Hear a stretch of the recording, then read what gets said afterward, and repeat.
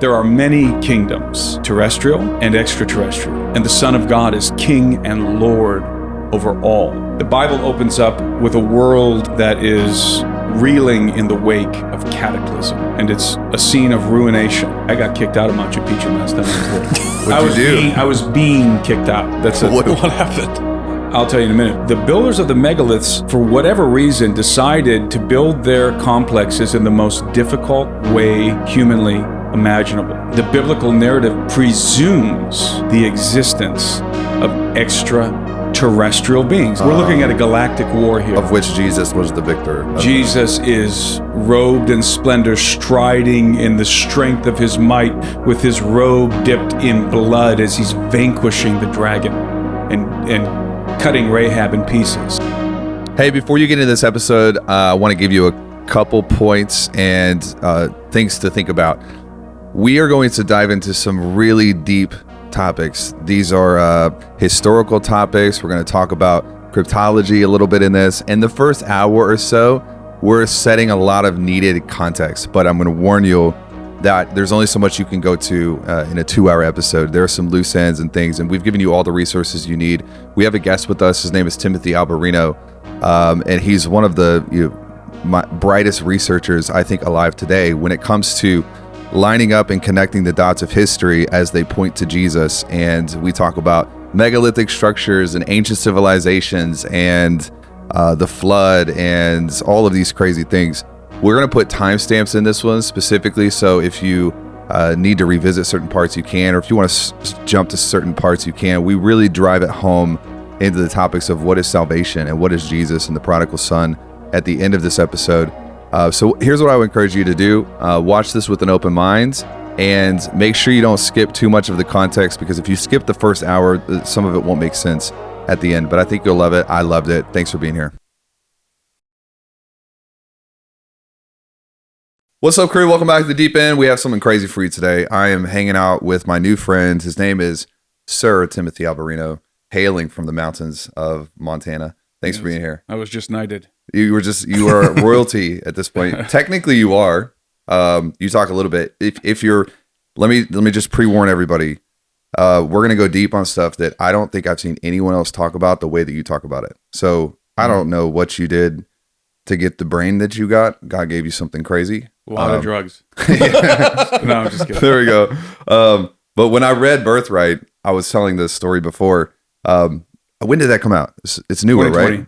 Okay. You know what's funny is today's Halloween, right? Yeah. Halloween of 2020. That's when they published it. Let's go. Wow. It's an anniversary moment. Yeah, it is. Nice. And then Book of Enoch is newer. I published that with Luke and Nate from the Blurry Creatures podcast. We published that in the summer.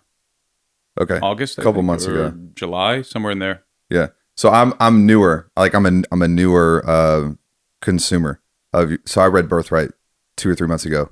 And I was joking around because there are parts in the book where you connect the dots you connect the dots of the gospel to history.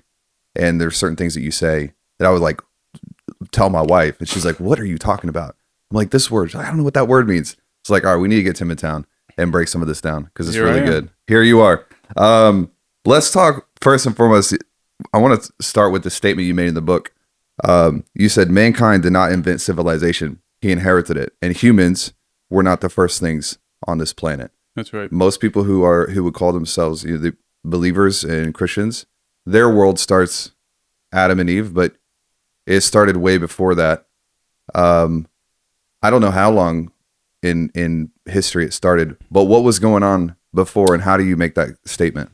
Well, the prevailing perception among Christians and among, I would say, the general public, when thinking about the biblical worldview, is that human beings, mankind, is the center of the universe, that this is the biblical narrative, that mankind is the center of the universe. Everything is happening. This is our story, and all the other characters in our story are ancillary. We're the main character, human beings. This is called the anthropocentric perspective of the universe. Turns out that's not the biblical worldview. That's not the correct biblical perspective. The correct biblical perspective is called a Christocentric perspective. Christ is the center of the universe, not us. It's his story. And we're ancillary characters in his story. And there's a lot of other players in the game besides us. And when we show up, you know, when you open up Genesis and you have, in the beginning, God created the heavens and the earth was without form and void.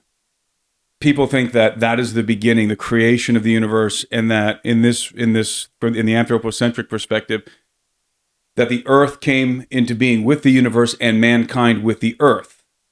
That is not accurate. And how do we know that that's not accurate from a biblical perspective? Because in Job, we read that when the foundations of the earth were laid, when God was forming or reforming the earth, the sons of God, the B'nai Elohim, shouted for joy. And these sons of God are very intelligent beings. These are not, you know, they're not puppets or something like this in the kingdom of heaven. This is a civilization. The sons of God are members of a divine family. And they're shouting for joy when the earth is being created or reformed. And this is happening. This is the pretext to the creation of mankind. This is the preamble. So they're in existence first. That's why I call them in my book our elder siblings. The angelic race I denominate as our elder siblings, the elder race. And so the idea is that there's an entire history, eons of untold history, preceded the creation of mankind. We're coming late in the game. We show up late in the game on the timeline of history. And I think this is all, and I make this case in my book, Birthright, and I think that this is all very apparent. When you detach yourself from that anthropocentric perspective, you remove yourself from the hub of the wheel, as it were, and you place Christ at the center of the universe. And we are one of the characters in his story. And there are other characters. We know that there are other characters. We read, for example, in the Hebrew Old Testament, we read about the cherubim. We read about there was an entity in Eden with Adam and Eve. And that entity is not a talking snake. I am of the persuasion, by the way, that the Garden of Eden is an allegory. I don't read that literally. I think it's an allegory. Okay. And it's not a talking snake, and it's not an apple. This is a being, a very intelligent entity with whom Adam and Eve are conversing. And as I said, in this context, we are the younger sibling. We were created to be members of a family, of a divine family. That's why we were made in the image and likeness of God. But we're not the only ones, by the way, who bear the image of God. Our siblings bear the image of God also. And I know I'm getting way ahead of myself here. No, that's great. But there's this assumption that only the human species bears the image of God, that we possess some unique qualities that no other creatures in the universe have, that we are rational beings, that we are emotional beings, that we have this ability to think creatively and to create, and we assume, and there's no reason to assume this, but we assume that we're it, that there's God and then there's us in regard to beings that are made in his image. That's not true. The Bible never says that only man was made in the image of God. That's a fallacy. And clearly we have these other entities in the picture, in the story, who pre-exist us, and who are more intelligent than we are. What is it is there anything that makes humans special? Yes. Is the it gospel the bodies? of Christ. Okay, got it. That God sent his only begotten Son to die for us. He became us in order to redeem us. He's our kinsman redeemer. The Bible says that he did not help the angels. He came for us. And so the story of the gospel, it's unique to the human species in that the Son of God became a man to redeem mankind. And that makes us very special in this equation. Got it. But we are certainly not the brightest and the best in regard to our capabilities. What about way back then? Like, so Adam and Eve are put here. Well, I'm going to table that question. What was happening before the chaos of the earth was put back together. Like there was a war in the cosmos, and I get the sense that something on the earth, the earth was already here when that war was happening, correct? Well, going back to the beginning of Genesis, we find a world that is what I believe the scene when you open up again Genesis, the book of Genesis, first and second verses of Genesis. What we have is a world that is in a state of ruination. The earth is in a state of ruination, in my opinion, post-judgment. Okay. And so we're looking at a world that has experienced an unimaginable cataclysm. And this is the opening scene. And that cataclysm occurred as a result of something else that happened in the cosmos before mankind was created. Indeed, I would say that part of the reason why we were created, that you cannot disconnect us from what preexists us. We were created in the sequence of time, and part of the purpose that we were created was to remedy something that had happened previous to our existence. And so the Bible opens up with a world that is reeling in the wake of cataclysm. And it's a scene of ruination. And that gets very detailed. There's the first and second verses of Genesis are in the beginning. As I said earlier, in the beginning, God created the heavens and the earth was without form and void. But I don't think that that's the best rendering of those verses. And we don't have to go down this path because it gets very technical. But I think you can render the first and second verses of Genesis in the following way: in the beginning, God created the heavens and the earth. Full stop. Period. That's the initial creation. And then verse 2, but, not and, but the earth became desolate and empty, and darkness was upon the face of the deep. That's a different story. Is it not? That's a different story. Completely different. But the earth became desolate and empty. And so what would cause this desolation? Well, the answer is in the scriptures. Insurrection in the kingdom of heaven. So there was this event that happened in which a particular being who's never actually named in the Bible, he's alluded to with various monikers, such as the devil, Satan, that's serpent of old, the dragon, but he's never actually named. And there's a misnomer.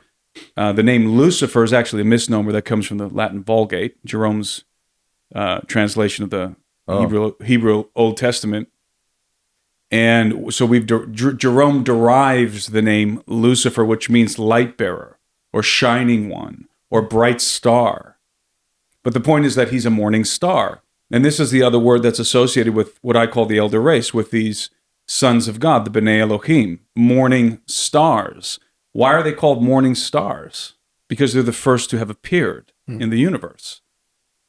And they have a whole history of their own that unfolded in the universe before we show up on the scene. And it's this what I call a galactic rebellion that happens, that occurs as the preamble of our story.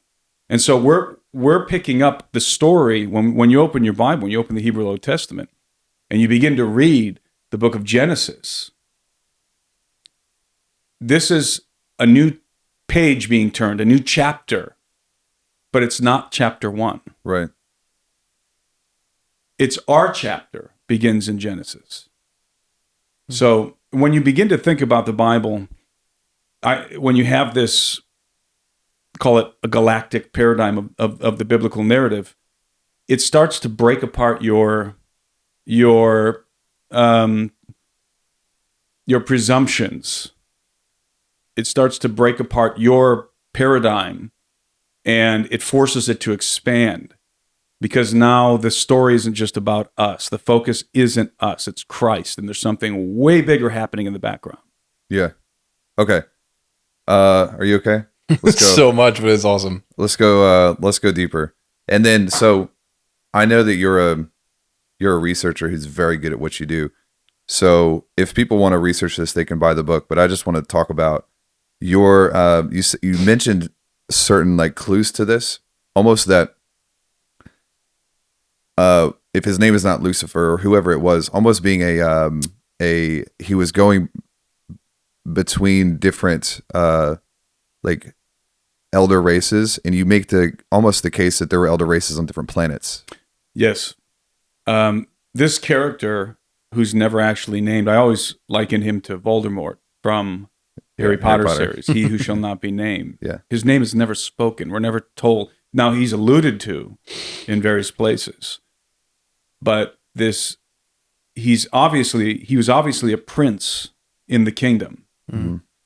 So there's something called, there's an idea, and I didn't know it at the time when I was writing Birthright. I thought this was an original thought to me. Turns out it's not. Nice.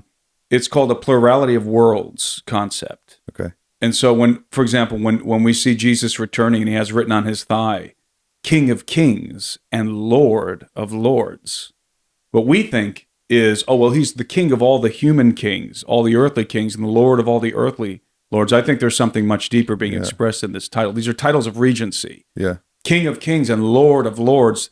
I think that what we're looking at here is something that resembles an empire. Yeah. That there are many kingdoms, terrestrial and extraterrestrial. And the Son of God is King and Lord over all. Right. And we know that this is the case because in the Bible we encounter these angelic beings being described as princes. They're princes. And in fact, Jesus is called the Prince of Princes in the Old Testament. And so princes, what do princes do? What is the function of a prince? They govern. Right. Indeed, we use the term principality.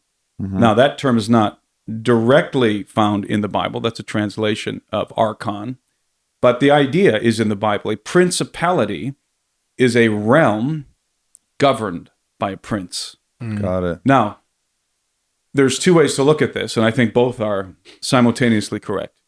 One is what's called a Deuteronomy 32 worldview, and the late Dr. Michael Heiser popularized this view, in which the nations were disinherited by Yahweh at Babel, at the Tower of Babel. God disinherits the nations, and he turns them over to the sons of God, the B'nai Elohi. Mm-hmm.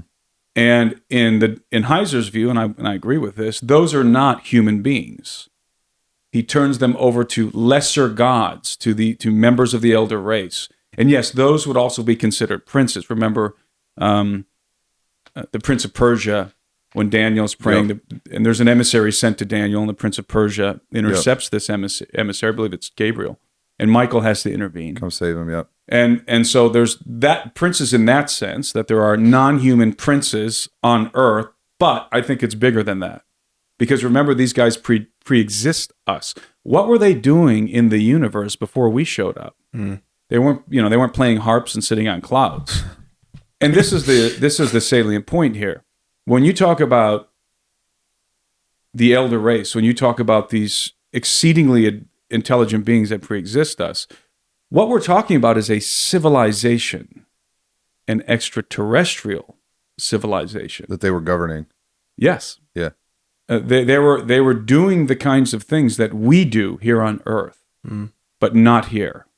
And this is sort of a qualm that people have when they encounter my work because, again, from the anthropocentric perspective, the human-centric perspective, it's difficult for people to accept within the biblical worldview the concept of extraterrestrials. They think that is some sort of a secular, or they think that is for whatever reason a secular worldview. It's not really associated with a biblical worldview, but it is absolutely a biblical worldview.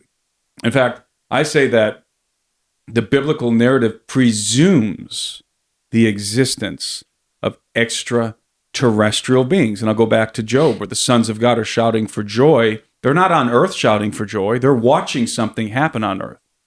They're spectating from somewhere else. And so when you talk about extraterrestrials, which really you have to in the context of this conversation, you have to define terms, and the term extraterrestrial simply means a being let's put it let's talk specifically about sentient beings, because you can talk about microbes, right, on Mars or something. Yeah. Let's be specific to sentient beings. Extraterrestrial is a sentient being whose provenance, whose origin is not planet Earth. That's it.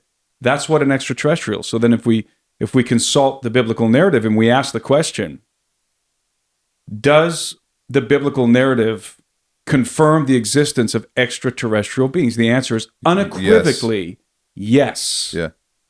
Unequivocally yes. Well, then that means that there are extraterrestrial worlds. There must be.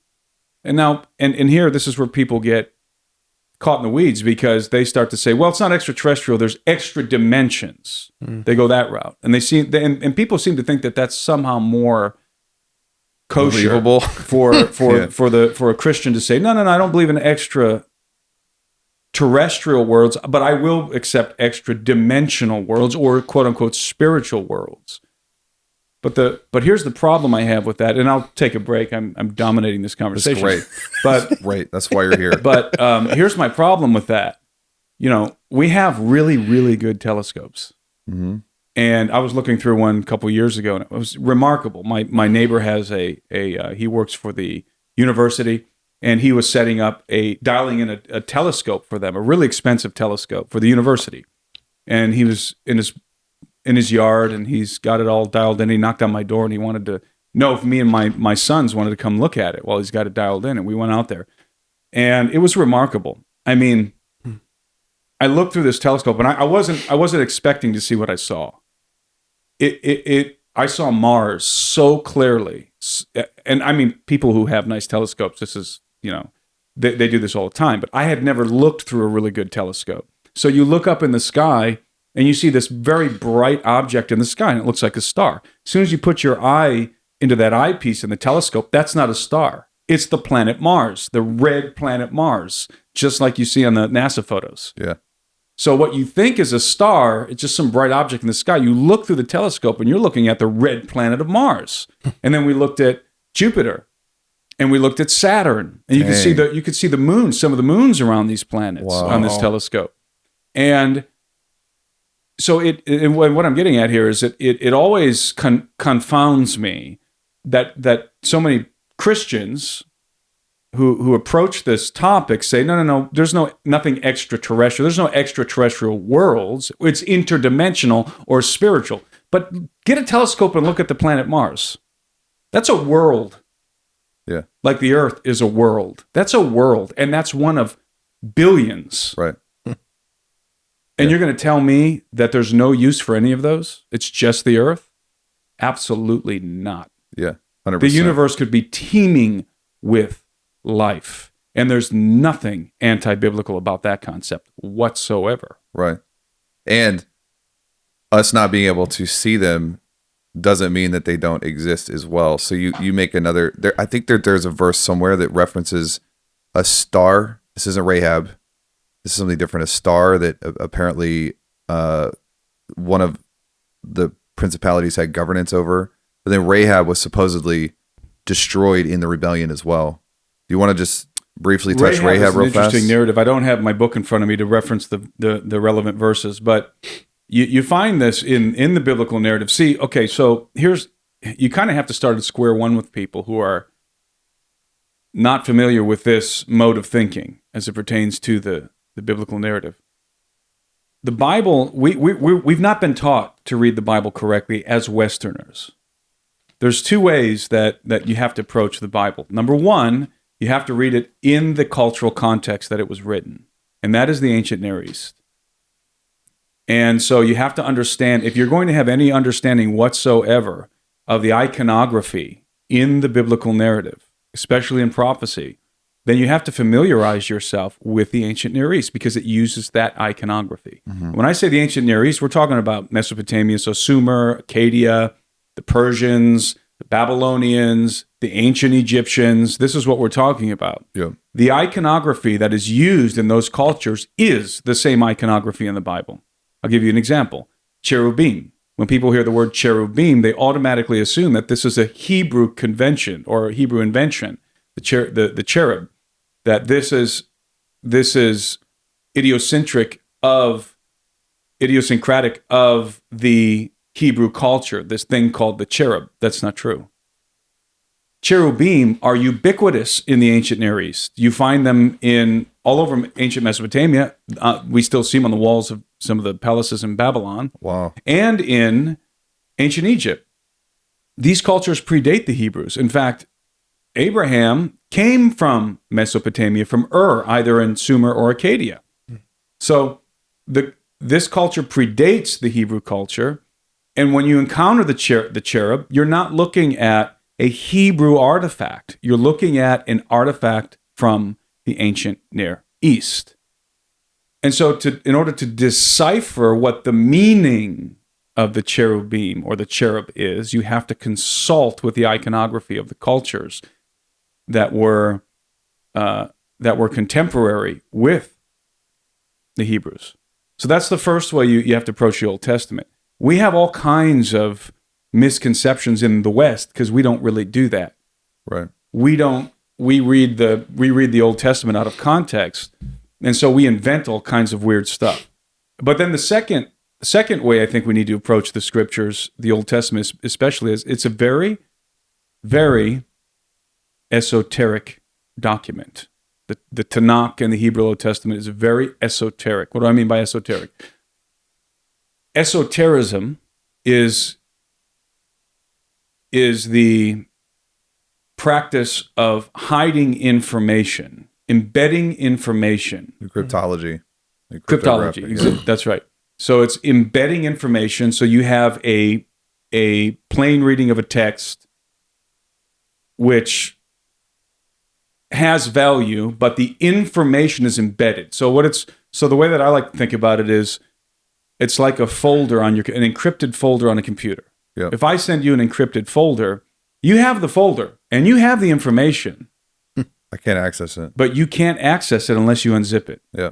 Or I have the key or or you the have password the key, to do it. The password to unzip it. Right. And only then can you extract the information. Now, you have the name of the folder. You have some information. You have preliminary information. But you don't have the actual data that I'm sending to you until you have the key. And you encrypt and you decrypt it. And you extract the information. That's the way that much of the Old Testament, indeed the entire Bible, is written. I mean, the book of Revelation is entirely encrypted. We're told to calculate the number of the beast. And when I was a kid, I always thought, why? I've never caught Why that don't you before. just tell me what this means? Yeah. But see, the answer is in the scriptures. Solomon tells us that it is the glory of God to conceal a matter. conceal a thing, Wow. encrypt it, hide it. And it is the glory of kings to seek a thing out. So God is in the business of esotericism. This is not just some sort of an occult thing. God does this in his encrypted message to mankind. In fact, he did it. We know that he did this with his son, Jesus Christ. Jesus of Nazareth shows up on the scene, and the Pharisees and the Sadducees were the teachers of the law, some of whom probably have the whole Hebrew Old Testament Memorized. committed to memory, Yeah. cannot recognize the very person that all the symbolism and all of the stories in the Old Testament point to. They had the folder, but they couldn't decode it. Yeah. They didn't decrypt it properly because they couldn't recognize the very Son of God standing in front of them. And all the symbolism for example, in the tabernacle, this is just one example of many, all the symbolism in the tabernacle points to him. And this is the problem. And I often say that if I'm holding a Bible in my hands, both the Old and New Testament are this way, especially the book of Revelation, primarily the prophecies. Prophecies are entirely esoteric. Entirely. They must not ever be interpreted literally, or you miss the point. But if I'm holding a Bible in my hand, there's two ways to look at the Bible. If I'm holding the Old and New Testament in my hands, you can look at it as a relic, which is what we've done in the West, a holy relic, that this thing itself is this holy relic. Or you can look at it as a message and a message system, because it's 66 books. Mm. And if you look at it as a relic, you're going to get one rendering. If you look at it as a message, then you're going to start to try and decrypt. Then you're going to go into the prophecy. Then you're going to go into some of the things in the Old Testament and the New. And you're going to begin to try and figure out what is the message here. And the Bible, and this is Chuck Missler, the late Chuck Missler used to say that. I'm sorry. That's okay. I thought I muted this. What kind of phone is At least that? it's a good ringtone. I thought for sure I muted it. Which phone is that? It's the Galaxy. Galaxy Fold? I don't remember. G5, I think. Looks Galaxy G5. What was I saying? Before I interrupted myself. The decode the message, not a relic. Right. So when you approach the scriptures as a relic, which is what we do in the West, and what the Pharisees and Sadducees were doing, they're approaching the scripture as a relic because they missed the memo. Right. They didn't get the message. Right. And it really is two completely different ways of approaching the scripture. So when you talk about Rahab, I did that whole loop so we can get back Just to answer, Rahab. yeah. So when you talk about Rahab, Not the woman, but the planet, well, this is the thing. When you talk about Rahab, or both, I guess. you have to approach the story. You have to approach the references to Rahab with the intention of extracting the message, Right. in extracting the data from that encrypted folder, finding the key, unlocking the folder, and extracting the data. And when you do that, and I don't have the verses in front of me, when you do that, you will discover that what's being conveyed, for example, with this topic of Rahab, that it is very likely indicating that there was a planet called Rahab that is now the debris field between Mars and Jupiter that was shattered, destroyed by the King of Heaven in the days of old, when he put down the insurrection of the dragon. So Isaiah 51:9. There's at least there's three references to Rahab. Oh yeah. In which Sure. the dragon is implicated, and it's this idea that Rahab was shattered. And you know what's funny is I've got all these notes in my book that was in the car that my wife just drove away, so I don't have them in my hand. I actually pulled them up. The pillars of heaven tremble and are astounded at his rebuke. By his power he stilled the sea. By his understanding he shattered Rahab. That is Job 26:11. The Isaiah one is, awake, put on strength, O arm of the Lord. Awake, the generations long ago. Was it not you who cut Rahab in pieces, who pierced the dragon? Pierced the dragon. Now pause right there. So remember when Jesus is in the post-resurrection, Jesus is walking on the road of Emmaus with the two gentlemen, and he's discussing the scriptures with them. Do you remember? Yep. They don't recognize him yet. Yep. And they're absolutely flabbergasted because he is so knowledgeable about the scriptures. And what is he telling them? What is he demonstrating to them according to the script, according to the writer of the New Testament, to the writer of this particular gospel? He's showing them how all these things in the Old Testament pertained to him. Mm-hmm. That's what he's showing the men on the road to Emmaus. And they don't recognize him. And they recognize that it was him after the fact. But why do I say that? Because you just read that. Read that second one again that you read. Awake, put on strength, O arm of the Lord. Awake, as in the days of old. Okay.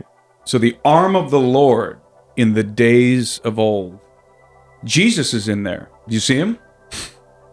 You're going to have to connect it for me. He's the arm of the Lord. Okay. He's the right hand of God who is in the bosom of the Father. Yep. So when you encounter this phraseology, the arm of the Lord, or the right hand of God, you are encountering the Son of God. And then in he the says, Old Testament. Was it not you, implying Jesus, Was it not you, Son of God, King of Heaven, who cut Rahab in pieces and pierced the dragon? The dragon. We're looking at a galactic war here. Yeah. Wow. Of which Jesus was the victor. Jesus is robed in splendor, striding in the strength of his might, with his robe dipped in blood as he's vanquishing the dragon and cutting Rahab in pieces. This is an allusion to something that happened long before we showed up on the scene, as in the days of old. Yeah. And we know that the dragon is a moniker of this apostate son who initiated this insurrection against the King of Heaven. So this is why I went through that whole dialogue about in decrypting the folder, extracting the information. Because if you just read that, if you're just approaching the Bible as a relic and you read those verses, you just gloss over them. You don't understand you can't extract the data. You don't understand, for example, that when it says the arm of the Lord or the right hand of God, that you are literally encountering the Son of God right there, the King of Heaven. And when it talks about piercing the dragon and cutting Rahab in pieces, you're looking at a story in which the King of Heaven, the right hand of God, the Son of God, defeated this apostate prince on a battlefield. And in the process, he cut this thing called Rahab into pieces. He shattered it like a clay vessel. And again, I'm suggesting that is a planet. Mm-hmm. And that the debris we can still see today between Mars and Jupiter. That's a different story than you get in Sunday school. Very different. Read the last one. That last Rahab reference. This is from, and then I want to share something to parallel substantiate what you're saying about the key and cryptology and geometry and gematria and all that stuff. This is Psalm 89:9. You rule the raging of the sea when its waves rise. You still them. You have broken Rahab in pieces as one who is slain. You have scattered your enemies with your mighty arm. Read what, and I wish I had my book in front of me. What do I write preceding those verses? Read what Rahab means. The desolated topography of Earth's neighboring planets, marred by the gaping craters of intense meteoric bombardment, implies that some cataclysmic event rocked the solar system. The asteroid belt between Mars and Jupiter is likely the debris of an obliterated planet called Rahab, one of the 7 shattered vessels of Edom. The connotations of the word Rahab, fierce, insolent, proud, boaster, are the calling cards of its renegade prince. References to Rahab in the biblical text are distinctly bellicose and directly associated with the dragon's rebellion and the triumph of the king who vanquished them. And then those 3 verses come. Yep. In which you have the King of Heaven, the right hand of God, who is vanquishing the dragon, piercing the dragon, and shattering this thing called Rahab. And what I wanted to point out was, read that last verse again, that last one that references Rahab. You rule the raging of the sea when its waves rise. You still them. Pause. Let's decrypt that. Is that Jesus again? What is the raging of the sea? What does that mean? The raging of the sea. That's insurrection. Mm-hmm. Read the paragraph under that verse. Stilling and ruling the raging sea are metaphors for quelling and subduing insurrection. The shattering of Rahab was the decisive blow that pierced the dragon and brought his rebellion to an abrupt and devastating end. That's right. So now you have the full picture. Yeah. You have the Son of God, and earlier in that chapter, I referenced a couple of verses where as I said before, where he's striding on a battlefield and his robe is dipped in blood. And it gets even weirder because he says that he what's the phrase that's used in that verse? Basically, I'll paraphrase it. He said that he had to fight the battle alone. No one would come to his aid. Mm. And then later on you read, curse ye Miros. Curse ye bitterly, because you did not come to support the king when he was fighting against the dragon. Mm. Paraphrasing. Now we got a whole new situation in play. Yeah. There was some sort of a faction in the kingdom who did not come when they were called. And that gets really, really interesting, and we don't have to go down almost like a coup, like maybe they were on the wrong side. Gets very interesting. And in the book, and I reference the work of the late researcher extraordinaire, David Flynn. Mm-hmm. he wrote a book called Cydonia, The Secret Chronicles of Mars. That was the most impactful book I've ever read. The most consequential book I've ever read in my life is Cydonia, The Secret Chronicles of Mars by David Flynn. And I'm going through, as you know, Cydonia, my members community right now, with David Flynn's twin brother, Mark.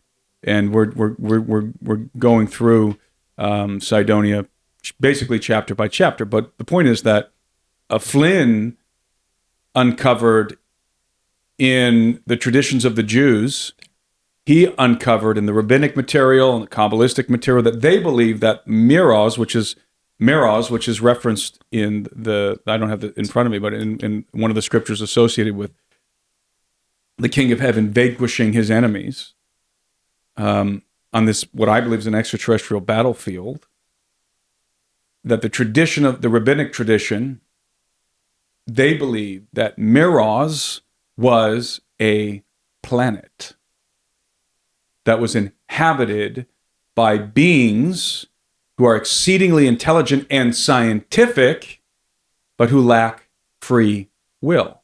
Well, that sounds like gray aliens to me. Yeah, it does. Speaking of David Flynn, we've talked a little bit about Isaac Newton on this show, largely in reference to like decoding not history, but some modern science. So I'll read this real fast. Some of Newton's biographers have speculated that the evidence of Newton's search for the key to all things was demonstrated by the objects of his study and his works. The biographer Gail Christensen described Newton's motivation for studying alchemy, for instance, as having been a means to an end, and that Newton was searching alchemy for a specific symbolic key that could unlock the Prisca Sapientia, is that how you say it? Which is the key to all things, right? It's the supreme knowledge. So he was doing this too. A lot of people in history were looking through the lens of what's the key that decodes everything else. Well, you know, I should have studied up on this because I always reference this story and I don't ever have the exact data in front of me. But Isaac Newton was he's one of my heroes. I have a portrait of Isaac Newton in my office because we don't even understand how brilliant this guy was. We know, obviously, that he's responsible for some of the most basic laws of physics. Yep. Isaac Newton invented calculus faster in a shorter amount of time than it takes for college students to learn it. Wow. I mean, this guy was brilliant on a whole nother level. But what a lot of people don't understand is that, or realize, is that Isaac Newton wrote a lot more theology about biblical content than he did about science. He was obsessed with certain things. We referenced earlier another one of David Flynn's books. We were talking about it before we started filming, The Temple at the Center of Time. And Isaac Newton was obsessed with decrypting the temple in Jerusalem. And he approached the Bible as a messaging system. And I forgot to complete my thought earlier. The late Chuck Missler used to refer to the Bible as a messaging system from outside of time. And that's exactly what it is. Wow. Because it contains information that only God could know, namely information about the future, but I think also about the universe. And Newton knew this, and this is the way he approached the Bible. And so that whole, as I said before, that whole monologue I did about the encrypted folder and extracting the information, not approaching the Bible as a relic, but rather as a message, that was Newton's approach. That's what he did. And Newton understood that the ancients, and the Bible is written in this tradition, by the way, that the ancient sages created the myths. And when we talk about the myths, we're talking about those ubiquitous myths that we find in the Mesopotamian traditions, in ancient Egypt, in Greece and Rome, the myths pertaining to the gods. That those myths, which are taken as literally true by the profane, and the profane is the general public, are not interpreted as literal by the initiated. Or they refer to us, and now we're getting into some, when I say they, I'm talking about the adepts of the mystery schools, the occult. They refer to us as profane and vulgar because we don't understand the meaning of the symbols and the stories, but they do. And all of those stories have a meaning. And you can extract from those stories. The stories aren't about the gods, the affairs of the gods, and their love affairs, and all these things that these stories reference. That's what the masses believe. But the wise have always understood that those stories conceal scientific information. Again, the encrypted folder. Mm-hmm.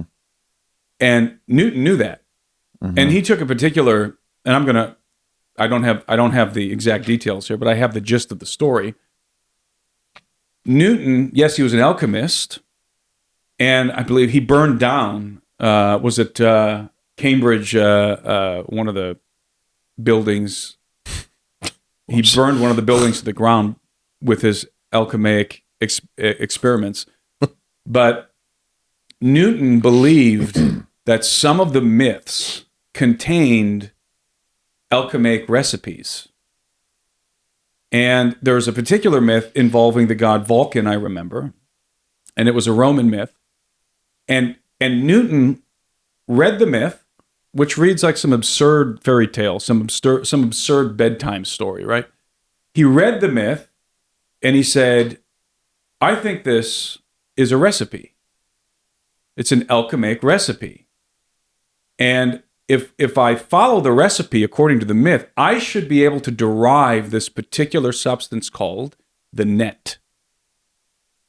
And the net is, and I don't have the information exactly about this, but you can look it up online. The net is a particular substance that can be derived through alchemical means.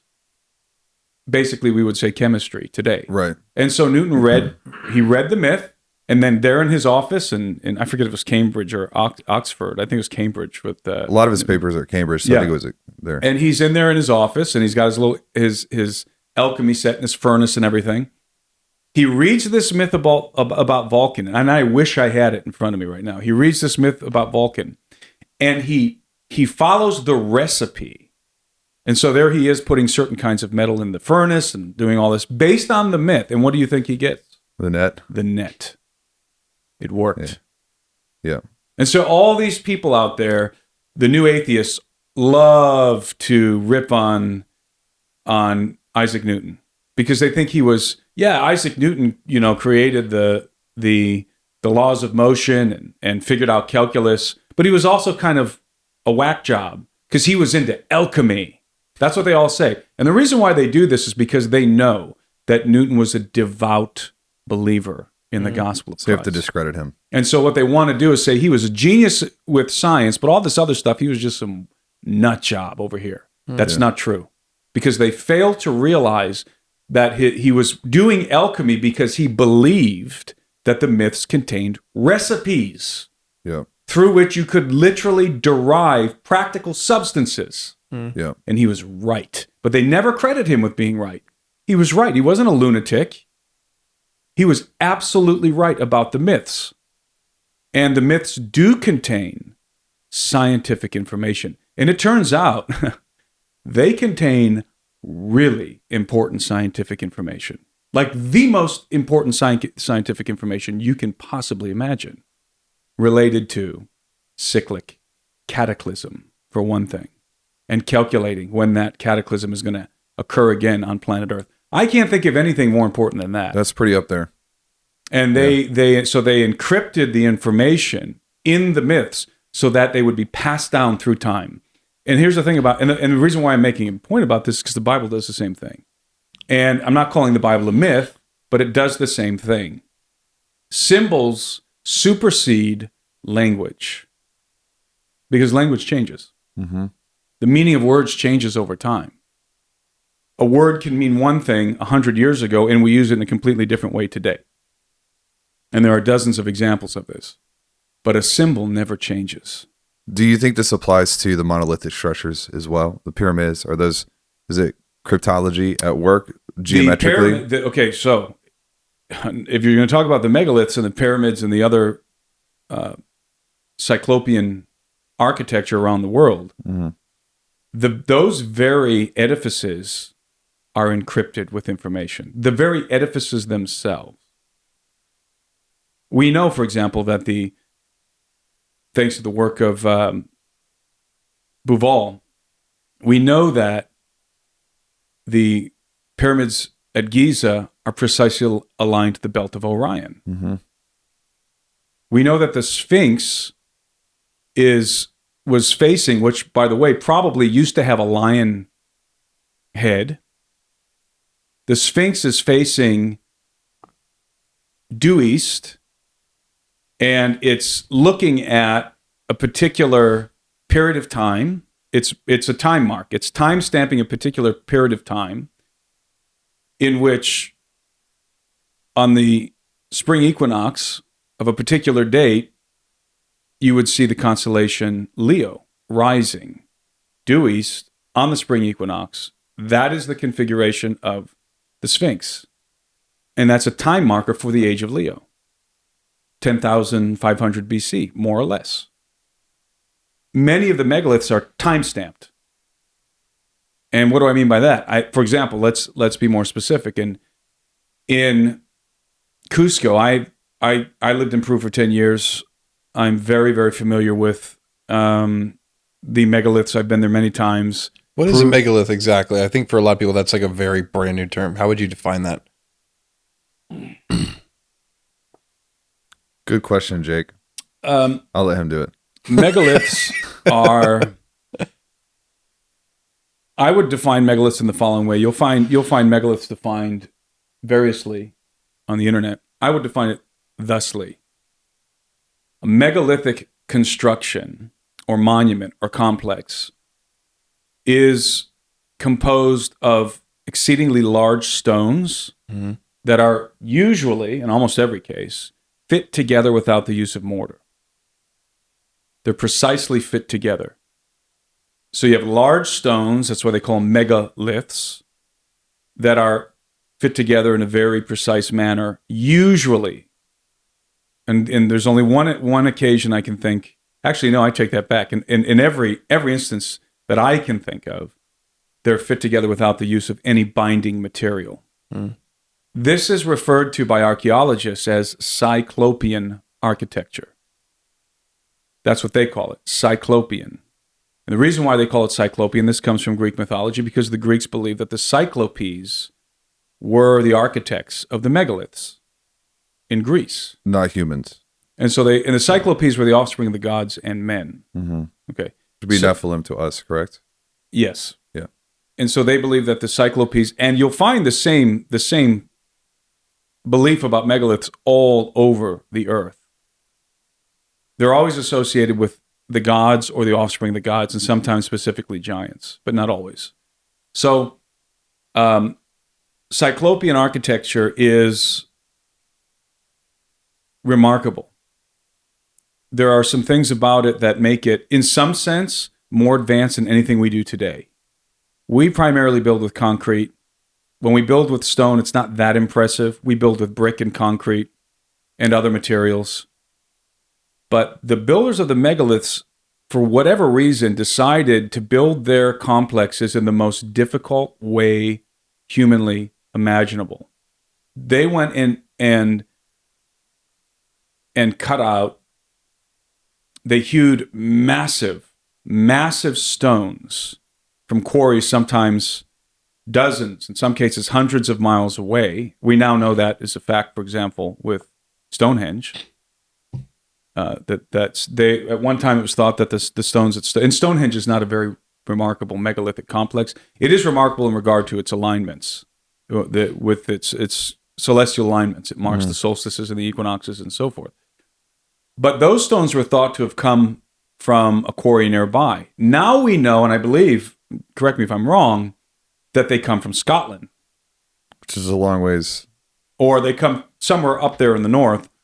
So how do they even get them there? They move them. Why would they? Who would do that? Yeah. Why would you? Do you realize the manpower that would have required in the ancient world? Oh yeah. I'll go back to Peru. So in Peru, you have one of the most astounding megalithic sites on planet Earth. It's called Sacsayhuaman. Some people pronounce it Sacsayhuaman. these are megalithic walls, the building of which is attributed to the Inca. I know for a fact that that's false. The Inca didn't build them. They never claimed to build them, and I know for a fact it's false. And I'll tell you why. If you remind me, I'll tell you why. But the walls of Sacsayhuaman are massive, massive walls, some of the most impressive walls on Earth. And if you go there today, the first thing you have to understand... Is that it? Yeah, the first thing you have to understand about Sacsayhuaman is that you're only looking at about a third of the complex because 2/3 of it was dismantled by the Spanish, and they used the stones to build the foundations for their cathedrals, which fall down in the big earthquakes. But guess what doesn't fall down? Those megalithic walls. And the other megalithic walls in the city of Cusco, they don't fall down in earthquakes. And in fact, they're intentionally anti-seismic, which is a technology, it's knowledge that who the builders had. We, in some sense, let me be careful here, cannot duplicate those walls. And what do I mean? At Sacsayhuaman, the cornerstones of that complex, some people refer to it as a citadel, some of those stones weigh in excess of 200 tons apiece. Now, these are limestone, and they're quarried from about between 10 and 20 miles away. But you are 11,000 feet, number one, in the city of Cusco. The elevation's 11,000 some feet. And it would have taken an enormous effort to quarry those stones and drag them to the site and then fit them together so precisely that you couldn't fit a blade between the joints. And they're all built. All the megalithic complexes that I've seen, and I've seen many, are all built on a very specific angle, and they're anti-seismic, as I said. And they use various megalithic walls use different techniques to achieve these anti-seismic properties. For example, if you go over to Ollantaytambo, which is about an hour away from Cusco, Ollantaytambo has these famous megalithic stones at the top of the complex. It's an archaeological complex, and at the top you have these. I believe they're pink andesite stones, very, very hard stone, and they're aligned. And the temple was never completed up there. And in between these huge stones, each one of them weighs in excess of 70 tons, probably 100 tons each, but definitely in excess of 70 tons. You have a strip, a thin strip of stone. And the reason why they did that was because in the convulsions of the earth, when you're experiencing a massive earthquake, they made it so that the walls would flex. And those stones, those slabs of stone in between would prevent the larger stones from cracking and crumbling. And indeed, they have never cracked or crumbled. It's absolutely astounding. Wow. When you go to the city of Cusco, you can see pictures in the museums of when there were large earthquakes, and the Catholic cathedrals crumbled to the ground. Yeah, literally were reduced to rubble, and the megaliths stand to this day. Why do you think they exist? I don't know if you already covered that, but why do they exist? Well, hold on. Let's answer that. We'll cue that up. Okay. One other point about the megalithic structures is the key is there's no binding. So they had no margin for error like we do today. So they had to be so geometrically precisely fitted together. And we don't build skyscrapers that way today. We wouldn't do that. It's extraordinarily difficult, but it apparently wasn't difficult to the megalith builders. Yeah. And if you go, for example, to Ollantaytambo, and you can see the same architecture in Egypt, you'll see, I think Ollantaytambo has the most exquisite Cyclopean architecture on planet Earth that we know of. And you'll see a massive stone, like there's this particular stone when I go there, I always point this out to people, it's in the corner. So what would we do if we're building a stone structure? What would we do in the corner? Well, we would create a joint in the corner, and we would butt our stones together, or we would maybe offset them like we do with bricks, right? But we wouldn't do what they did. What did? They took the stone and they curved it into the corner. They curved it. So you have a massive stone and it's curved and then interlocked with the other stones on the other side of the curve. That's extraordinarily difficult, the precision involved in that. Yeah, it would be too expensive. We wouldn't do it today. It'd be too expensive if we could even do it. It wouldn't make any sense for us to do that. But the prevailing narrative in Peru is that the Inca built all these megaliths. And as I said earlier, I know that that's false. Most people speculate that that's false. I know it's false. How? Because I have an associate. I have a colleague named Anselm P. Rambla. Anselm P. Rambla. He's a Spanish explorer and researcher, good friend of mine. He's a phenomenal researcher. And he's one of the only guys that's ever been given permission to excavate at the walls of Sacsayhuaman. And he and his team, they excavated down to the base level. And as they're excavating down, they're finding Inca artifacts. But guess what they find at the lowest level? What? Pre-Inca artifacts. Wow. That's it. That's the end of the story. The Inca didn't build the walls of Sacsayhuaman. The lowest level, you have pre-Inca artifacts, which means that those walls were undoubtedly there before the Inca ever arrived. Wow. And the same can be said for Machu Picchu, by the way. Really? Most people don't realize that Machu Picchu is a megalithic site. Yeah, but I thought that they built it. The base of Machu Picchu, if you go to Machu Picchu, have you been to Machu Picchu? Yeah. So when you go to Machu Picchu, I've been there 5-6 times. You will notice, first of all, you're looking at a massive reconstruction, an archaeological reconstruction. If you look at Hiram Bingham's original photos of Machu Picchu, he discovered Machu Picchu. He was an American guy from Princeton University. No, I think I got that wrong. He was either from Yale or Princeton. He was from one of our prestigious universities. Might have been Yale. Hiram Bingham, when he first discovered Machu Picchu, the only thing that was there was the foundations. Nothing else was there. It doesn't look like hard. In fact, when he found it, he thought it was quite unremarkable because he was looking for Vilcabamba, the last stronghold of the Inca, the famous last Incan lost city. And that was what he was looking for. And he didn't think Machu Picchu was it. And when he came upon Machu Picchu, he thought it was interesting. He noted it. He made some drawings and so forth. But it was only later that he realized the significance. And it wasn't Vilcabamba, but it was a very important stronghold, Inca stronghold. And the only thing that was standing when he found it was the megalithic foundations. Everything else was rubble. And Machu Picchu has megalithic foundations. And when you go there today, you can still see, and I shouldn't say that the only thing that was standing was the megalithic foundations. There was the foundations, because some of the foundations were repaired. The Inca repaired the foundations, and they did a pretty good job. If you go to Machu Picchu, you can see what I mean. So you will have a base level of exquisite Cyclopean architecture with huge boulders. Not as big as Sacsayhuaman, but large. The quarry of Machu Picchu, by the way, is Machu Picchu. They literally quarried the granite right there on site. So it's a perfect spot to do what they were doing. I think it was an observatory. But those megalithic foundations are not, they're in a state of ruination. They were in a state of ruination when the Inca discovered Machu Picchu. And then the Inca attempted to repair the walls in the Cyclopean style.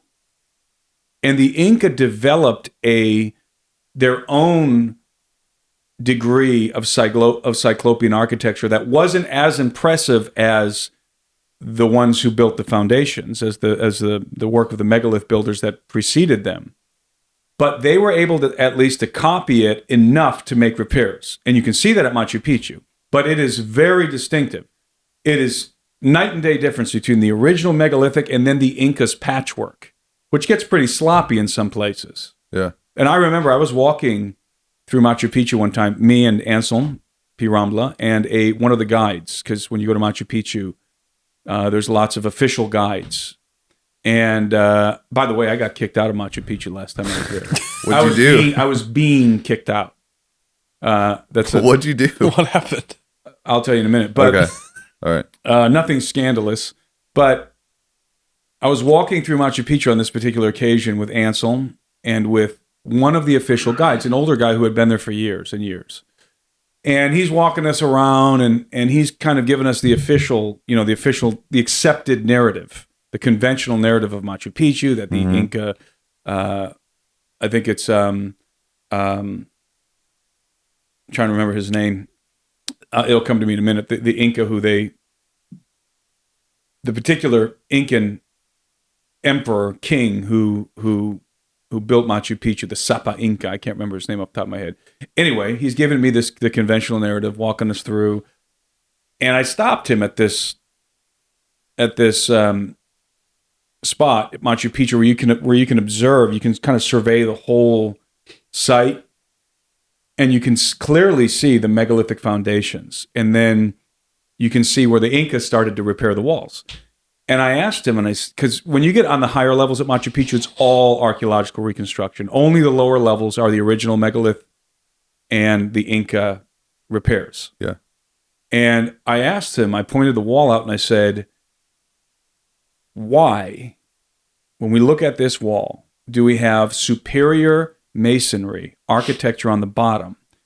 And then clearly we have a whole different level of architecture that's inferior on top. And I'm not talking about the archaeological reconstruction. I'm talking about where the Inca were filling in the gaps and doing their Cyclopean, which was very good, their Cyclopean imitation without mortar. And they come close. It approximates the megaliths, but it's not the same. What did he say? His answer was because that's the way they like to do it. That was their style. I said, whoa.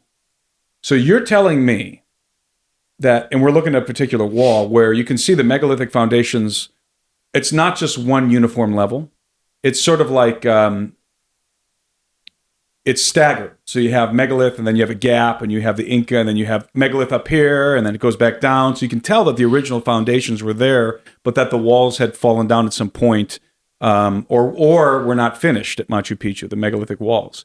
Which is probably more likely probably the case, what happens, because you don't see megalithic rubble laying around. Right. You don't.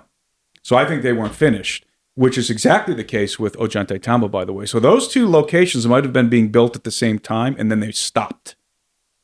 Cataclysm.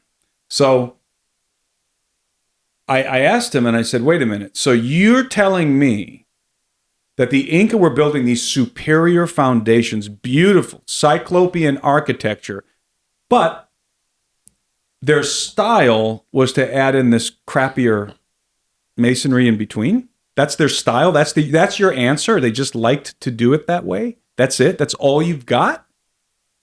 That would have been they didn't know how. And he looked at me, he just shrugged, he said, we don't have any other answer. That's all we got. And I said, I have another answer. They didn't build those foundations. Oh, he thought they did build them. Yeah. I said they didn't build those foundations. That's the more plausible answer, the more logical answer. And then you got kicked out. And they're trying to mimic. No, they're trying to mimic it. They're trying to fill in the gaps, reinforce the wall the best they can, but they couldn't achieve the same degree of precision of architectural excellence that preceded them. Yeah. And he looked at me and he goes, you're probably right. Yeah. And then by the time we got around back to the beginning, you do a big circle of Machu Picchu, or to the end, this guy was, because me and Anselm were talking to him the whole way, pointing things out to him, he had totally, after like 20, 30 years of being a guy, changed his mind. Yeah. Wow. By the end of this, he said, you know what? I think you guys are right. I think you're right. And he was like really contemplating deeply what we were saying. Yeah, I think you're right. I think there was a older... The builders predated the Inca, and the Inca were emulating the builders. I know that's the case. Yeah. You know what the original name for Machu Picchu is, the Quechua name? Ijampu. It means the abode of the gods. Wow. So when they found Machu Picchu, what did they say? The gods must have lived here. Yeah. Because of the megaliths. Yeah. And so it's a sacred place. So they rebuild it. Yeah. And the Inca consider themselves as the offspring of the gods. They were the children of the sun.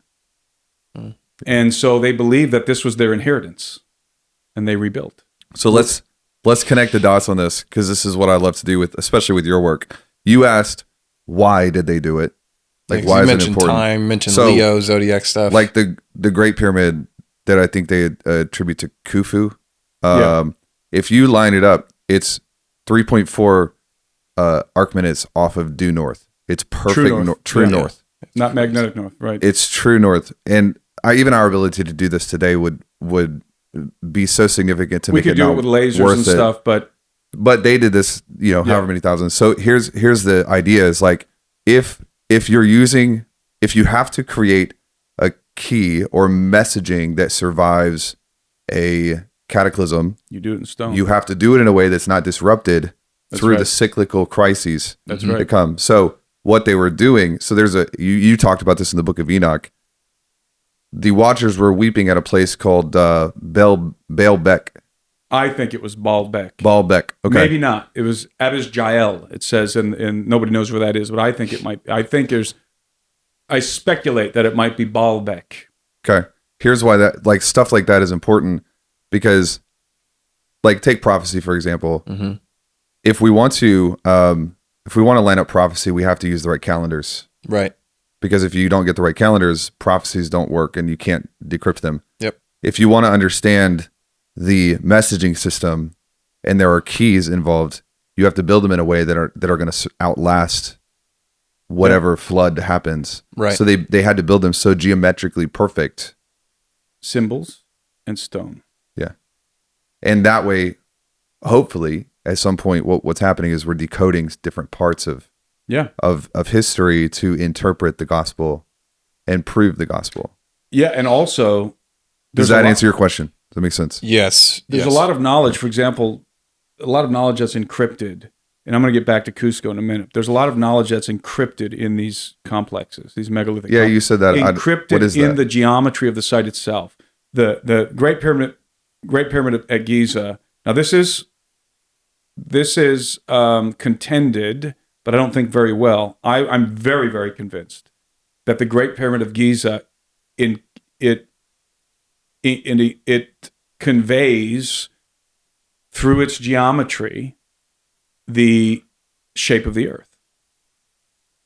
Really? It conveys in its geometry the circumference, the diameter of the earth. And that's one thing. Okay. And again, archaeologists, Egyptologists will contest that, but I'm quite convinced that that's the case. And you can look that up and you'll see. But let's be specific to where I'm more familiar with, which is back to Cusco. So remember when I said that the Sphinx was time-stamped to, and this, again, the work of Bouval, I'm trying to remember his first name, Robert Bouval, I think it is. No, I don't recall his first name. But he proposed that the Sphinx was aligned to the age of Leo sometime around 10,500 BC. It is Robert Bouval. Robert Bouval. When you say Leo, sorry, you were saying something? The age of Leo, which would be the constellation we're of Leo. We're going to end there. This is the precession of the equinox. Yeah. And that's a very important topic to understanding all of this. But let's just, for the sake of argument, say that the Sphinx was positioned to timestamp its building and probably at least the foundation levels of the pyramids at Giza to the age of Leo, sometime around 10,500 BC, in the neighborhood of, let's say, 10,000 BC. Because an astrological age lasts 2,160 years. And they're cyclical, correct? Yeah. Well, it's based on the precession of the equinox, the wobble of the earth, the axis of the earth, 23 degrees, and which the ancients knew. So go over to Cusco, and most people don't know this. I did a film series. I don't know if you saw my film series in my members community, but I have a film series available to annual subscribers of my members community, where you can see it's never been published. It's a TV series, 3 episodes in a TV series, very, very well polished, in which I feature this information. I have a friend in Cusco. His name is Andres Adasme. Andres is a brilliant guy. He's a Chilean, and he is what's called an archaeoastronomer. And an an archaeoastronomer attempts to date complexes or monuments based on their alignment with celestial phenomena. That's what an archaeoastronomer does. And in many cases, this is the only way to date these structures. And the field of archaeoastronomy is becoming more and more mainstream. Before it was thought to be sort of pseudoscience, not anymore. Mm-hmm. It's being taken very seriously now.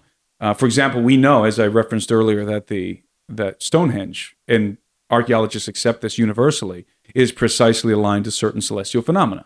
And that was the purpose of Stonehenge. That's archaeoastronomy. So Andres is an archaeoastronomer, brilliant guy, really good friend of mine.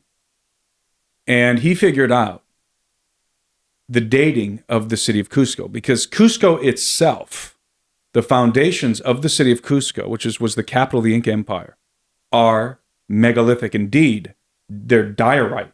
They're megalithic stones that are diorite stones, green diorite. That's the base level, and then on top of that, you get andesite, and you get andesite and sandstone. Not sandstone, rather limestone. Andesite, so you have diorite, andesite, limestone. And if a lot of the walls in Cusco are made of andesite, for example, what was once the principal temple of the Inca, called the Coricancha, which means a place of gold, its walls are made of andesite. Is that important? What do you mean? Like what they're made out of, or is it? I'm just demonstrating that there's various levels of construction, ancient construction, megalithic construction. The base level is green diorite. So there might be different periods of time here that the city was worked on. But Andres was able to determine, and I think it's conclusive, when the city of Cusco was built. The megalithic city of Cusco, those foundations, when they were laid. And he does this, and I'm not going to go into this. You can go see the films if you want the details. But he does this by calculating a very specific phenomenon that happens over the city of Cusco. So all of by the way, I guess I should say this in a minute. Let me say that. So if you look at the temples, the temples and palaces in the city of Cusco, all of the Inca temples and palaces, most of them, in fact, I would go so far as to say all of them, have megalithic foundations. And today it's hard to tell because the Catholic Church built their cathedrals on top of them, and convents and other kinds of buildings were built on top of the Inca palaces and temples. But if you line up the palaces and temples in the city of Cusco, you get an X. It's an X configuration. And Andres noticed this, and he thought, that's interesting. I wonder if this corresponds to some sort of a celestial phenomenon. As an archaeoastronomer, this is what he does. And I won't go into all the details. Again, you can go to watch the film if you're interested.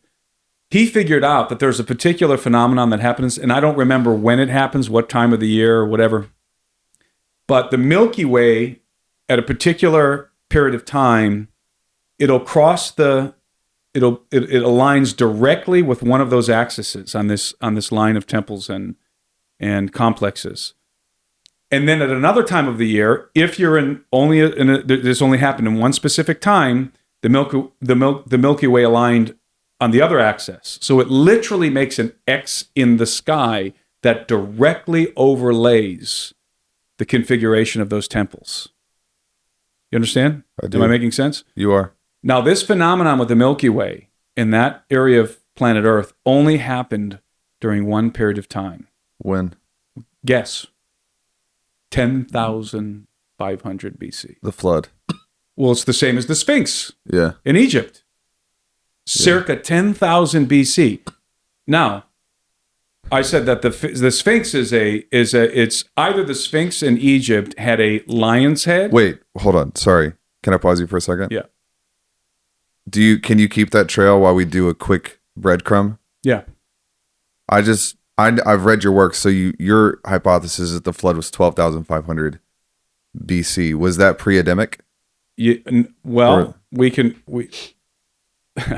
I don't think so. I believe that's Noah's flood. Oh, and that it okay. corresponds to what's called the Younger Dryas Impact hypothesis, or Younger Dryas Impact event Okay. during the end of the last ice age. Let's finish the Sphinx thing and let's go there. Is Yes. that okay? So you Are have you this- okay? This is awesome. I'm just enjoying the ride. My wife just arrived. So you have the X configuration. This only happens at one. And again, I know this is all very abstract and amorphous right now, but the details are in the film. Yeah. It makes an X. The Milky Way makes an X configuration over the city of Cusco. This only happened one time in the past, And it's the same as the Sphinx. The Sphinx. and it happens to be circa 10,000 BC. Now, the Sphinx is either just a lion. Today, you have the head of a pharaoh carved into it, but if you look at it, the head is disproportionate to the body. So that head was recarved. Different time. Yeah. So it either had a lion head or, and I don't think it had a lion head actually. I think I said that earlier. That's one of the options. I actually like the second option better. It had the head. It was a lion woman composite. So the head was a female. Why do I think that? Because it's astrological. It's Leo and Virgo.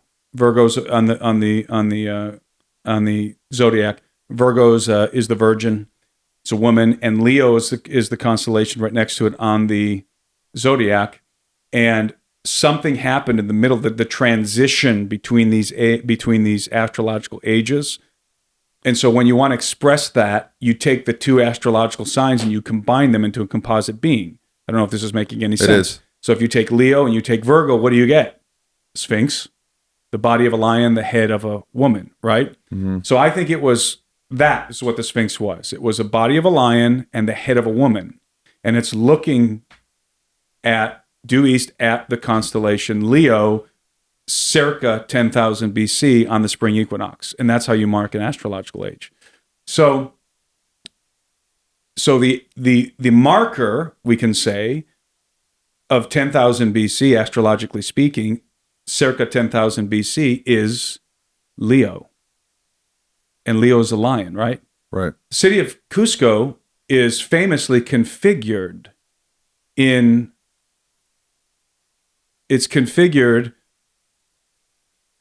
to match the anatomy of a particular animal. The lion. The lion. So the dating of a puma specifically, the dating of Cusco, the dating of the Sphinx is the same. Both of them are associated with the age of Leo.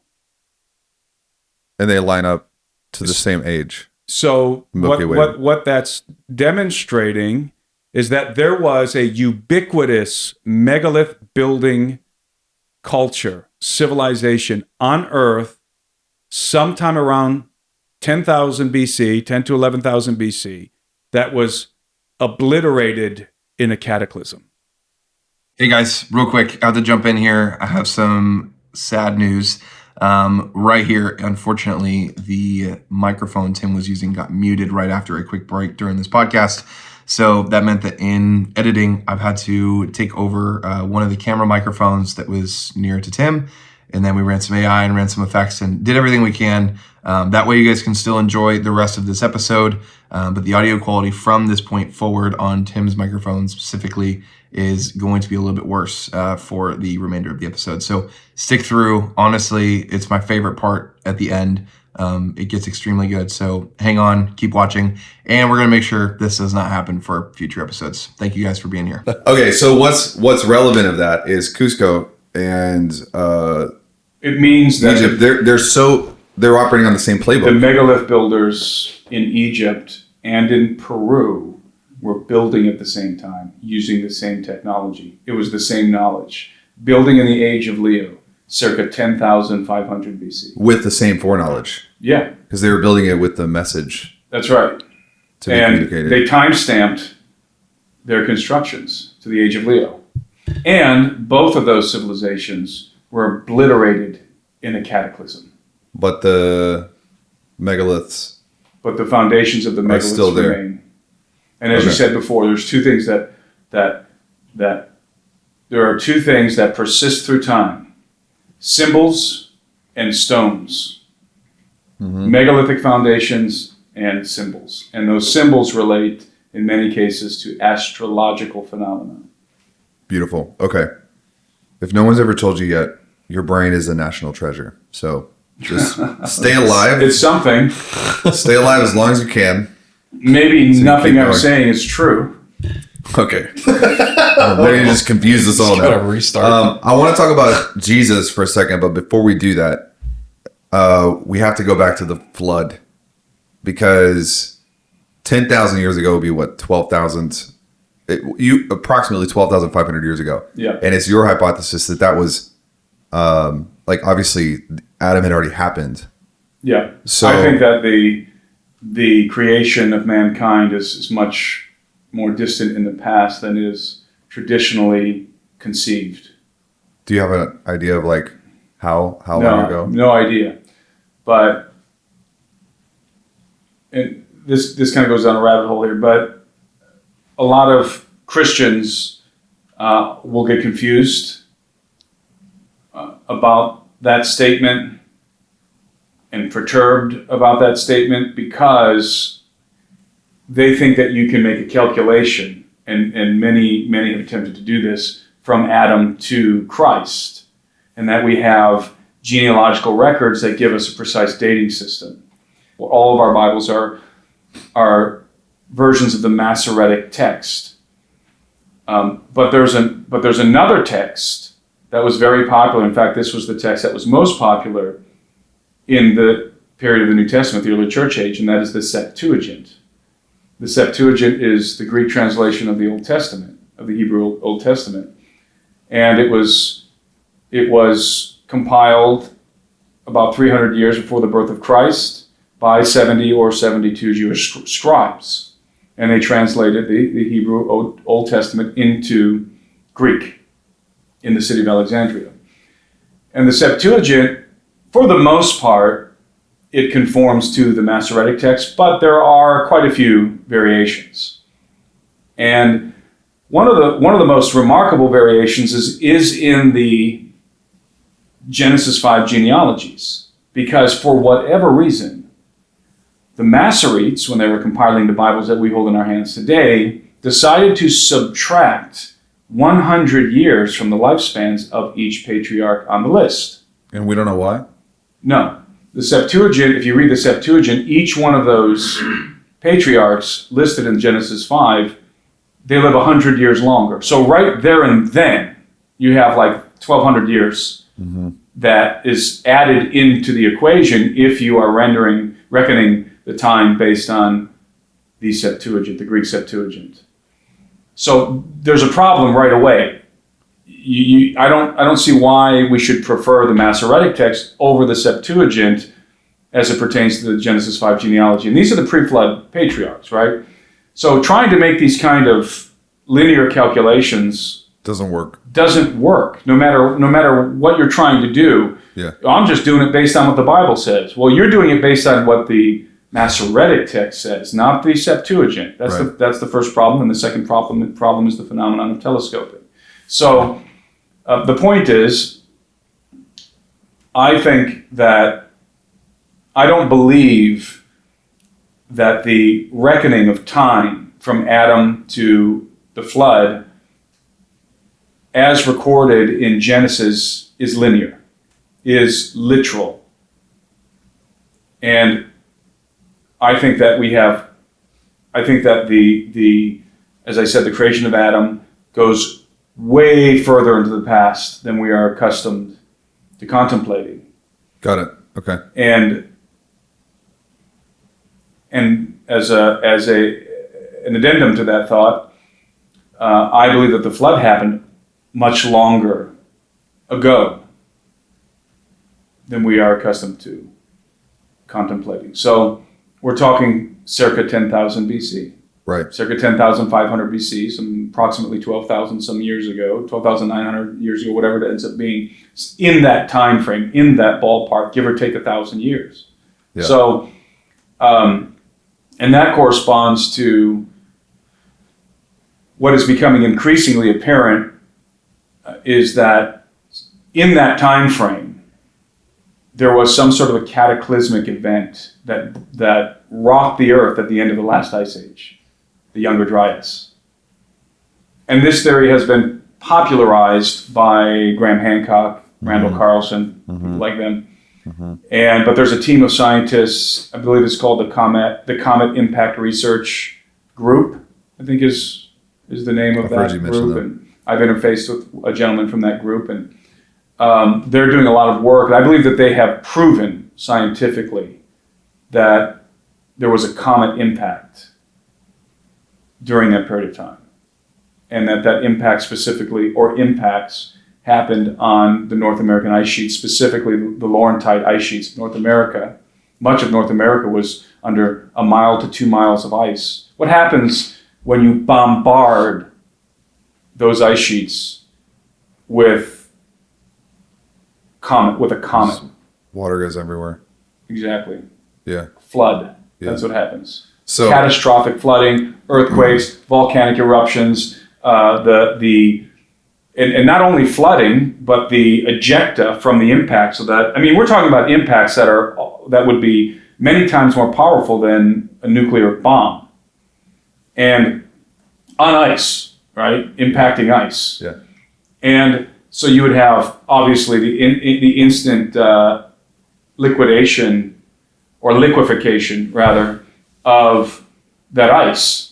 And you would have literally walls of water moving across North America, like, massive tidal waves. But you would also have ejecta, the debris that flies up into the atmosphere. Some of that's going to land thousands of miles away and ignite massive forest fires. They fall into forests that weren't covered in ice and snow. And then you're going to get a lot of that ejecta going up into the atmosphere. And you're going to get what's called an impact winter, very likely, which is a deep freeze. So it accounts for, if you look at the flood myths from various cultures around the world, they all record this cataclysm that happened in the distant past, after which humankind had to rebuild civilization, had to start over like children, as the priest of Sais says to Solon in Plato's Critias dialogue. And what you find is that in many cases they describe a flood, but not always. Sometimes they describe earthquakes, sometimes they describe black rain, they describe sort of volcanic activity. What would account for all of these different variables, all of these different catastrophes, calamities, cataclysmic fallout is precisely a comet impact on the North American ice sheet. Yep. And before that, before we go too far on that, you've mentioned even at different times, the Younger Dryas is essentially that it's like cyclical, right? So it's... So not okay. So that gets us into a very complicated topic in which you would have to discuss the Centellia, the cataclysmic transition of aeons, the zodiac, Okay. Let's axial precession. Let's end it. That feels like another conversation. But We'll come to Bozeman. And Yes. we'll hang out. That's right. We'll do that. Maybe we can end briefly on that, just as brief as we can get your research brain to brief it down. But can we talk about Jesus for a second? Yeah. And how, because we talked earlier, like, what's your favorite thing to talk about? Like the gospel. You're using all of this history and research to connect the dots together. Well, in my book Birthright, I traced a particular thread, and I start in a pre-Adamic context, like we did in this conversation, and I end at Armageddon. And Armageddon, from my perspective, Hasn't happened yet. it's not a war with Israel; it's a war with the Son of God, the King of Heaven, returning to the earth. You're talking about the second, like not the war in the cosmos. second advent of Yeah. Christ. That's what happens at Armageddon. Christ returns to vanquish the beast, much like he vanquished the dragon. And we were talking about that in Rahab and all of that. And indeed, he vanquishes the dragon as well. And so you have this culminating event. If you look at the Bible from Genesis to Revelation and you read it through, the culminating event is Armageddon. And then after Armageddon, there's this amazing declaration at the end of the book of Revelation in which we read that now the habitation of God is among men. That's like the end of the book, which is really, I mean, I can't think of a more astonishing declaration than that. And there's a lot of implications there. But, so this thread that I follow in Birthright is basically tracing, I mean, I'm kind of following a few threads in Birthright, but the primary thread is tracing the gospel of Christ from the beginning of the creation of Adam all the way to Armageddon. And this is a long conversation too, so I'll try and summarize it by saying that it's apparent when you read the biblical narrative that there have been many attempts to stop the coming of the Son of Man, to foil, to inhibit the coming of the Son of Man, the coming of Jesus of Nazareth, which failed. Right. And now the focus is on stopping his return, is on resisting the return of Christ. And when I say the focus, I'm talking about, of course, the devil and his angels. But that is now the focus. They couldn't prevent him. There's a prophecy that unfolds in Genesis 3. It's the prophecy that is declared after the incident with Adam and Eve and the serpent. And there's judgment on the serpent and on Eve, which is, interestingly enough, reproductive in nature. But the judgment to the serpent, part of the judgment to the serpent, is that your seed is going to be in contention with the seed of the woman. Well, that's contradictory. That's a conundrum. Women don't have seed. So that is right in the beginning in Genesis 3. What we have here is a prophetic intimation of a virgin birth. The seed of the woman, right? There's going to be a child born of a daughter of Eve. A male child will be born of a daughter of Eve. This child you're going to bite his heel, the serpent, you're going to bite his heel, but he is going to crush your head. And so I call this the dragon slayer prophecy, because it's predicted that a dragon slayer was going to emerge from the womb of a daughter of Eve, and that was, of course, Mary, who was going to crush the dragon, finish the job, so to speak, from the insurrection we talked about earlier. That happens at Armageddon. And so there's this culminating event that everything is leading, even now, and this is another conversation we'll have to have in Bozeman.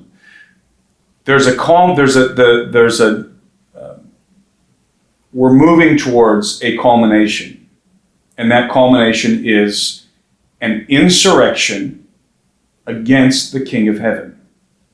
And it's going to unfold on earth, and at the end of the age, we are literally going to see not a spiritual war, a kinetic war. Wow. With Christ returning.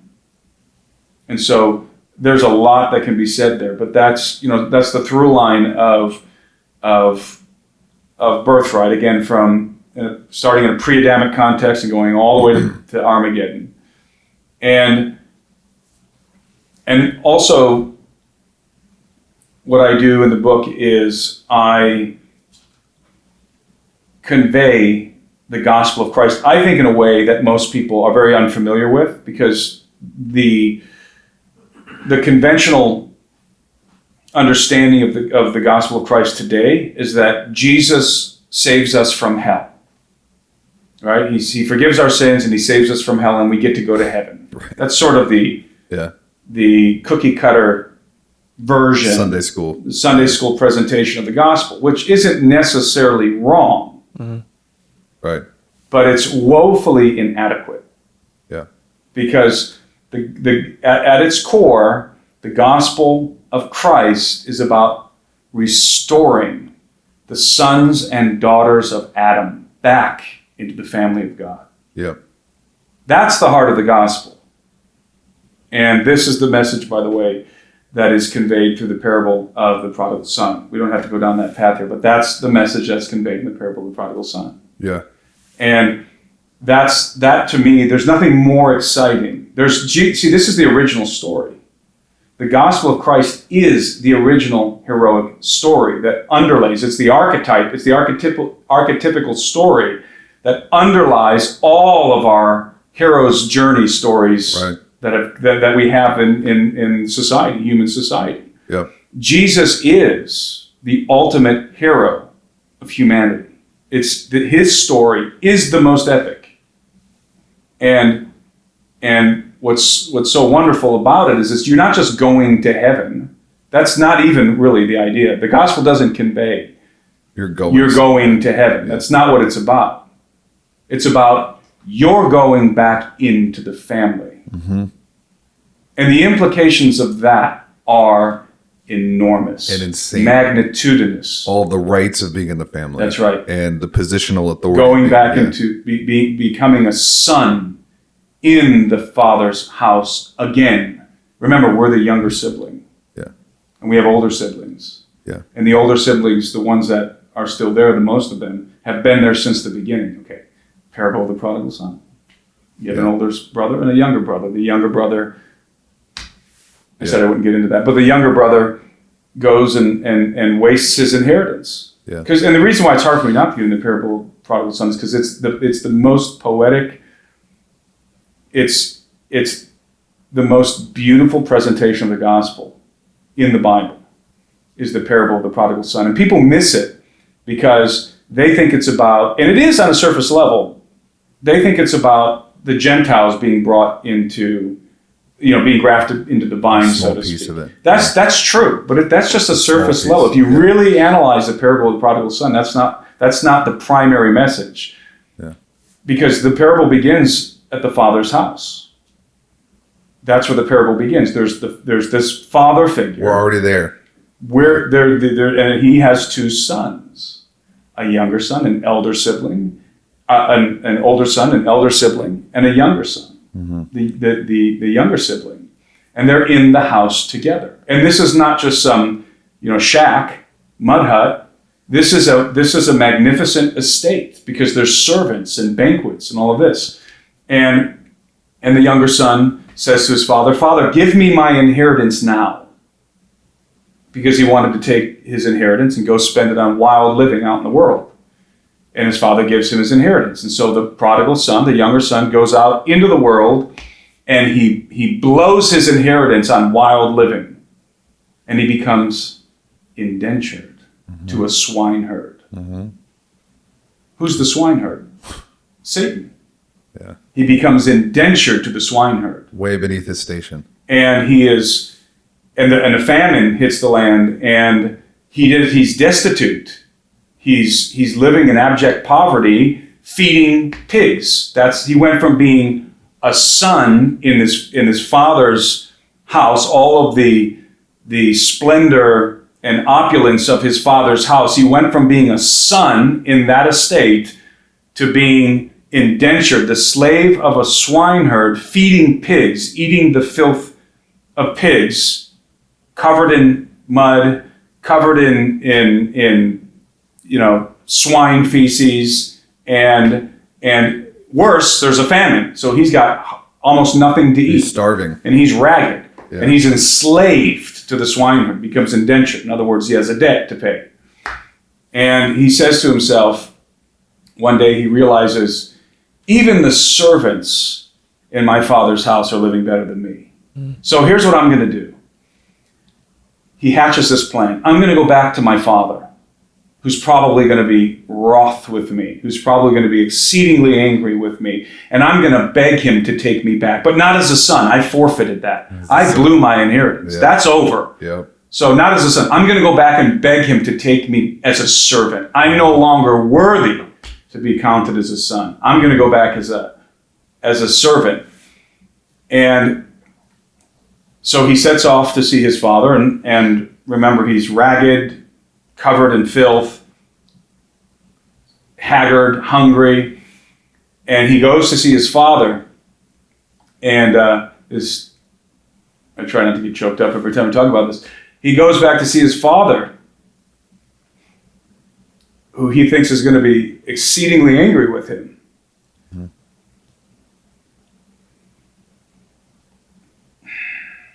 compose myself. But his father, instead of being angry, what is he doing? Celebrating him. He's Running waiting. to him. Yeah. He's waiting at the door for his son to come back. Yeah.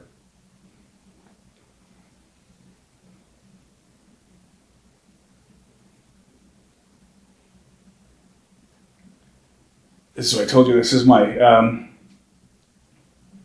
It's good, man. my favorite thing to talk about, but it's also the hardest thing to talk about. I know.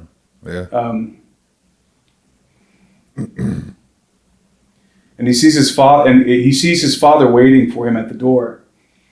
And his father doesn't just wait; he runs out to meet him when he sees his son approaching.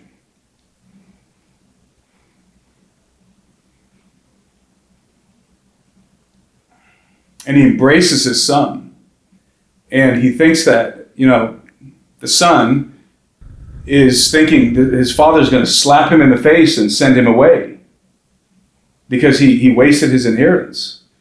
But instead, his father falls on him, embraces him, kisses his neck, and he calls for his servants to bring clean clothes, to clothe him in clean clothes, which is symbolic of the resurrection, Very symbolic. and to shod his feet with sandals because he was barefoot. And in the ancient world, time of the Romans, you could a servant was marked. One of the things that marked a servant was the fact that they didn't wear shoes. Wow.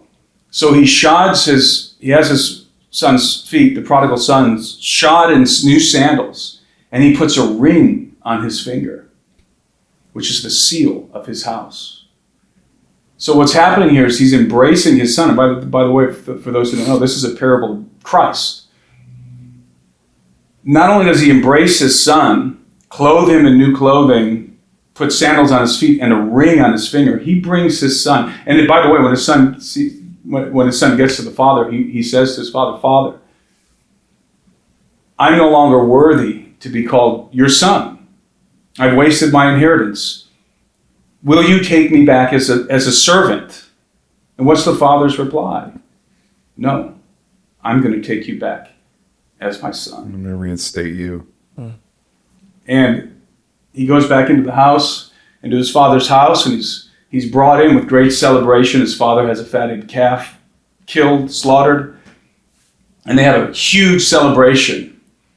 And they're celebrating the return of the prodigal son. And the older son he's out in the field working, and he hears this great celebration happening.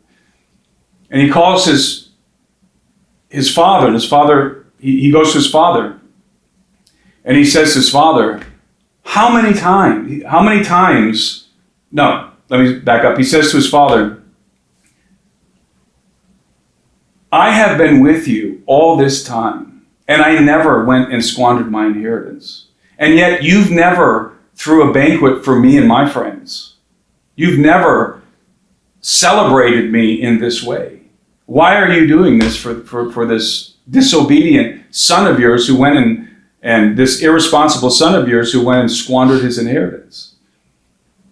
And the father said to him, "You have been with me forever," to the older son. "You've always been with me, but this brother of yours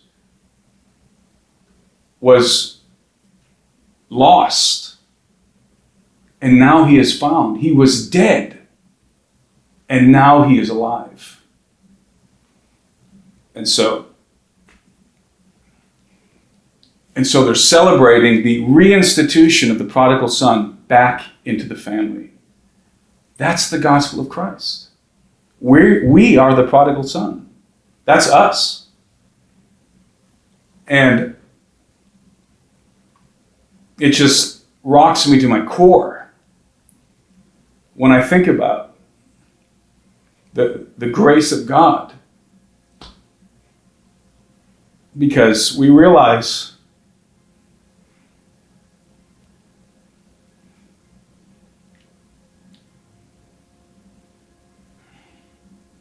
what it cost God to bring us back into his family. 100%. Yeah.